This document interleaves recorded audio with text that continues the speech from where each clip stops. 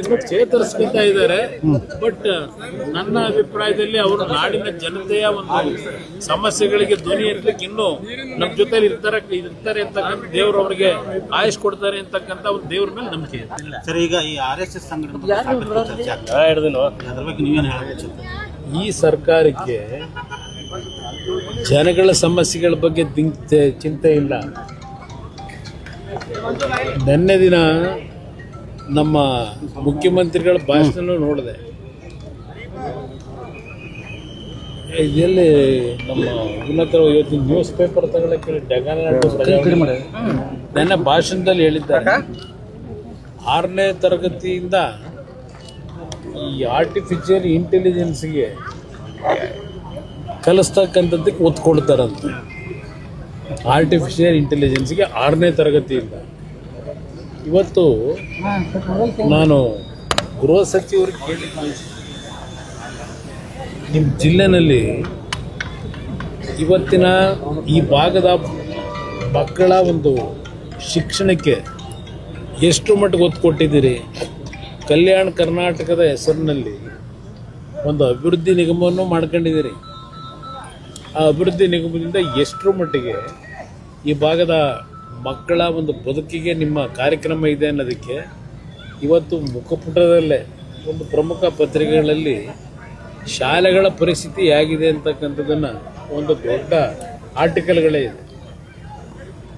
ಇಂಥ ಪರಿಸ್ಥಿತಿಯಲ್ಲಿ ಸರ್ಕಾರಿ ಶಾಲೆಗಳನ್ನು ಇವತ್ತು ನೂರಾರು ವರ್ಷಗಳಿಂದ ಈ ರಾಜ್ಯದಲ್ಲಿ, ರಾಷ್ಟ್ರದಲ್ಲಿ, ವಿಶ್ವದಲ್ಲಿ ಆ ಸರ್ಕಾರಿ ಶಾಲೆಗಳಲ್ಲಿ ಓದಿದಂಥವ್ರು 40 ವರ್ಷ 50 ವರ್ಷದಲ್ಲಿ ಅಂತ ಆ ಶಾಲೆಗಳಲ್ಲಿ ಓದಿದಂಥವ್ರು ಇವತ್ತು ಹಲವಾರು ರೀತಿಯಲ್ಲಿ ದೊಡ್ಡ ಮಟ್ಟದಲ್ಲಿ ಬೆಳೆದಿದ್ದಾರೆ. ದೇಶಕ್ಕೆ ಹಲವಾರು ಕೊಡುಗೆ ಕೊಟ್ಟಿದ್ದಾರೆ. ಇವರು ಸ್ವಾತಂತ್ರ್ಯ ದಿನಾಚರಣೆಯಲ್ಲಿ ಭಾಷಣ ಮಾಡಿದ್ದಾರೆ. ನೆನ್ನೆ ಅವರು ಏನು ಭಾಷಣ ನೋಡಿ, photo school system caught in a drop out trap.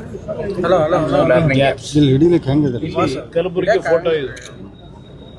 ಈ ಶಾಲೆದ ಪರಿಸ್ಥಿತಿ ಏನಾಗಿದೆ ಅಂತ, ಮಕ್ಕಳು ಎಲ್ಲಿ ಕಲಿತಾ ಇದ್ದಾರೆ ಅಂತ ಒಂದು ಮಾತೆತ್ತಿದರೆ ಅದೇನೋ ಪಬ್ಲಿಕ್ ಶಾಲೆ ಮಾಡಿದ್ದೀವಿ, ಪಬ್ಲಿಕ್ ಶಾಲೆಗೆ ನಾವು ಅದು ಎಷ್ಟೋ ಸಾವಿರ ಕೋಟಿ CSR ಫಂಡ್ ಕೊಡ್ತೀವಿ, CSR ಫಂಡಿಂದ ಕಾಲೇಜುಗಳನ್ನು ಆ ಒಂದು ಪಬ್ಲಿಕ್ ಶಾಲೆಗಳನ್ನ ಇಂಪ್ರೂವ್ ಮಾಡ್ತೀವಿ ಅಂತ ಹೇಳಿ ನಾನು ಕಳೆದ 2 ವರ್ಷದಿಂದ ನೋಡ್ತಾನೆ ಇದ್ದೀನಿ.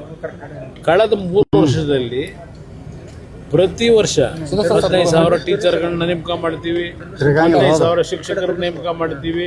ಈಗಲೂ ಹೊಸದಾಗಿ ಈ ಸರ್ಕಾರದಲ್ಲೂ ಪಾಪ ಮಂತ್ರಿ ಈಗಲೂ ಅದೇ ಹೇಳಿದ್ದಾರೆ, 15,000 ಶಿಕ್ಷಕರನ್ನ ನೇಮಕ ಮಾಡ್ತೀವಿ. ಎಷ್ಟು ವರ್ಷ ಬೇಕು?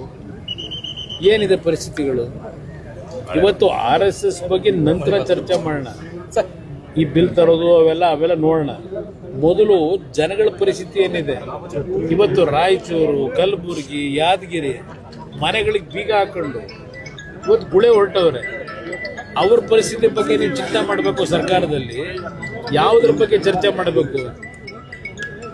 ಇವತ್ತು ಹೈದರಾಬಾದ್ ಕರ್ನಾಟಕ ಭಾಗದಲ್ಲಿ ಕಲ್ಯಾಣ ಕರ್ನಾಟಕ ಅಂತ ಏನು ಹೆಸರಿಟ್ಕೊಂಡಿದ್ದೀರಿ, ಎಷ್ಟು ಹಳ್ಳಿಗಳಲ್ಲಿ ಇರ್ತಕ್ಕಂಥ ಕುಟುಂಬಗಳು ಬರಗಾಲದಿಂದ ಇವತ್ತು ಮನೆಗೆ ಬೀಗ ಹಾಕೊಂಡು ಎಲ್ಲ ಊರು ಬಿಟ್ಟು ಮಕ್ಕಳ ಶಿಕ್ಷಣಕ್ಕೂ ಏನು ಮಾಡ್ತಾರೋ ಗೊತ್ತಿಲ್ಲ.